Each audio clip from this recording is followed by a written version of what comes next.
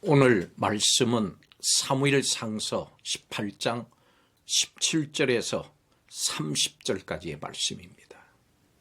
오늘 말씀에 보면 사울은 계속해서 다윗을 죽이려고 시도를 합니다. 사울은 딸들의 결혼까지도 다윗을 죽이기 위해서 정략적으로 이용을 합니다. 사울은 다윗에게 큰딸 메랍을 줄 테니까 블레셋과 더 용맹스럽게 싸우라고 부추깁니다. 그러나 약속을 어기고 큰딸 메랍을 다른 사람에게 아내로 줍니다. 사울은 둘째 딸 미갈을 다윗에게 아내로 주는 대신 블레셋 남자들의 포피 100개를 가져오라고 제안을 합니다. 어떻게 해서든지 다윗을 블레셋과의 전쟁터에 나가서 죽게 하려고 하는 이 사울의 악한 계책들입니다. 그러나 다윗은 블레셋과의 전투에서 죽지 않았고 후에 오히려 사울이 길보아 산에서 죽었습니다. 다윗을 죽이려고 하는 이 사울의 계획은 그 자체가 악하고 잘못됐고 이루어질 수 없는 것이었습니다. 왜 그렇습니까? 다윗은 여호와 하나님께서 함께 하시는 사람이었기 때문입니다.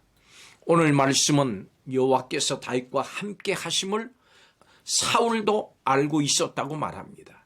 이 사실을 알면서도 사울은 다윗을 죽이려고 어리석은 시도를 계속했던 겁니다.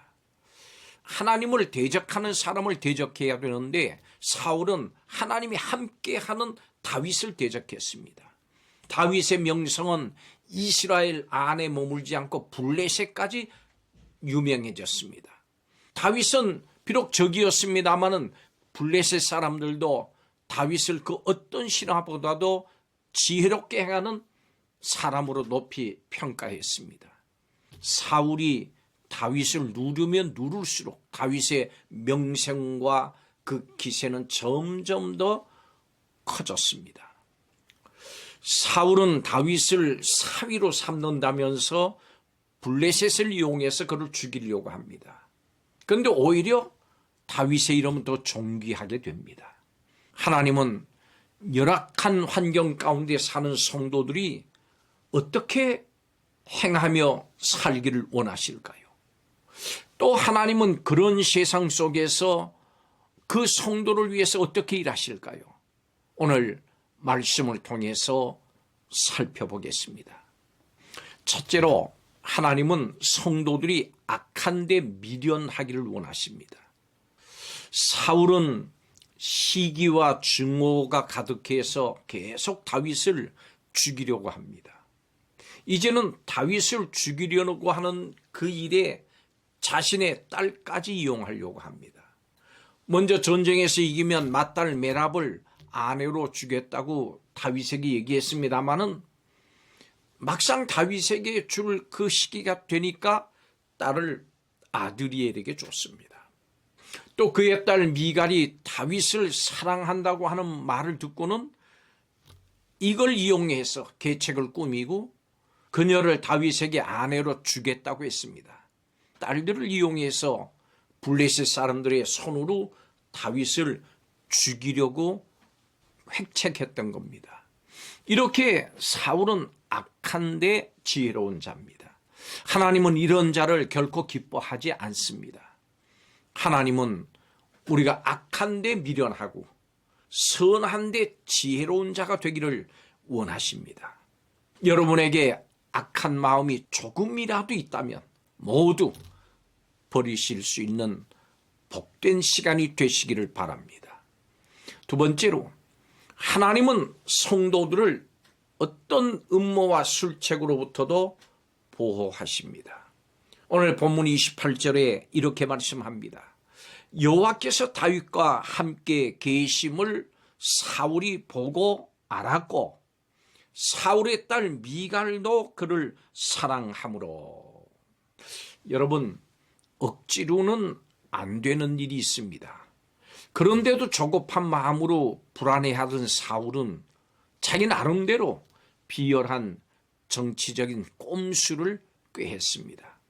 자신의 딸을 수단으로 삼아서 다윗을 자멸의 함정으로 유인하겠다고 하는 아주 치졸한 음모였습니다.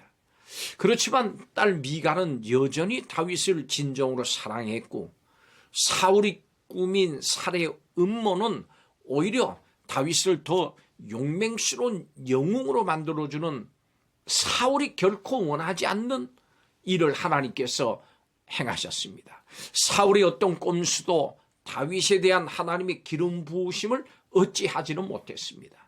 하나님의 함께 하시는 사람을 증오하고 비난하고 고통받게 하려는 그 모든 시도는 오히려 그 나쁜 일을 시도하는 사람, 그 사람 자신에게 해가 될 뿐입니다. 혹시 나보다 탁월하다고 하는 이유로 시기하고 질투하면서 미워하는 사람이 있진 않습니까? 성도는 다른 사람을 시기하고 질투하는 일을 결코 가볍게 여겨서는 안 됩니다.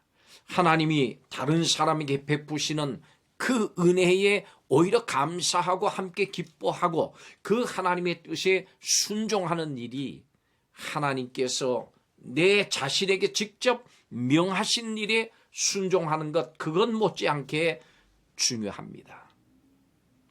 악한데 지혜로운 사울은 신하들을 이용해서 다윗이 미갈과의 결혼을 받아들이도록 계속해서 설득했습니다. 다윗은 가난하고 천한 자신이 어떻게 왕의 사위가 되겠느냐, 이 왕의 사위가 되는 것을 큰 일로 여기면서 이것을 거절했습니다. 그러자 사울은 신하들을 보내서 다만 그가 원수의 보복으로 블레셋 사람들의 포피 100개를 원할 뿐이다, 이렇게 전하도록 했습니다. 블레셋 사람들의 손에 죽게 하려고 하는 사울의 음모와 술책을 다윗은 전혀 알지 못했습니다.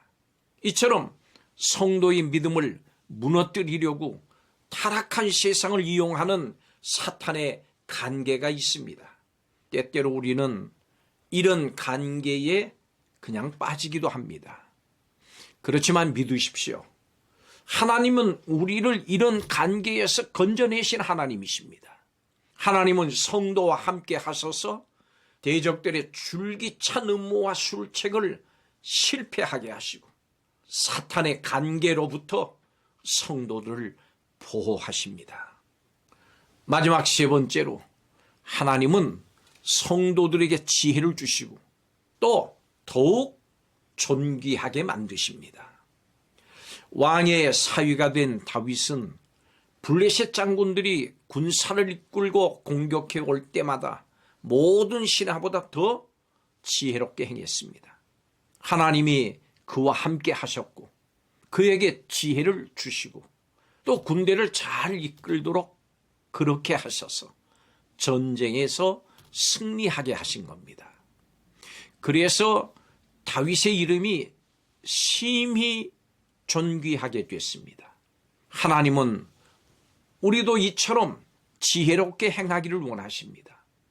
성경 말씀을 통해서 하나님의 지혜를 얻고 그 지혜대로 살아가도록 하시는 하나님이십니다. 사랑하고 섬기고 거룩한 믿음으로 타락한 세상을 이기도록 만드시는 겁니다. 이것이 성도로서 세상 속에서 더 존귀하게 살아가는 모습입니다. 하나님은 성도와 함께 하셔서 지혜롭게 행하도록 도우시고 그의 이름을 심히 존귀하게 하십니다. 성도 여러분, 하나님은 우리를 악한 데 미련하게 하시고 악한 사탄의 간계로부터 건져내고 보호하시고 지혜롭게 행해서 심히 존귀하게 만드시는 분이심을 믿으시기 바랍니다. 그러므로 선을 행하다 낙심하지 마십시오. 낙심하지 않으면 반드시 거둘 때가 있습니다. 하나님께서는 날이 갈수록 여러분을 더 존귀하게 만들어 주십니다. 이 하나님을 믿고 오늘도 힘찬 하루를 살아가시기를 바랍니다. 기도하겠습니다. 사람의 악한 계획을 철저히 무너뜨리시고 선한 뜻을 이루어 가시는 하나님을 오늘도 발견하고 힘을 얻는 성도들이 되게 하여 주시옵소서. 하나님과 겸손하게 동행함으로 날이 갈수록 더 존귀해지고 하나님과 사람들에게 사랑받는 인생길을 걷는 우리 성도들이 다 되게 하여 주시옵소서. 예수님의 이름으로 축복하고 기도하옵나이다. 아멘.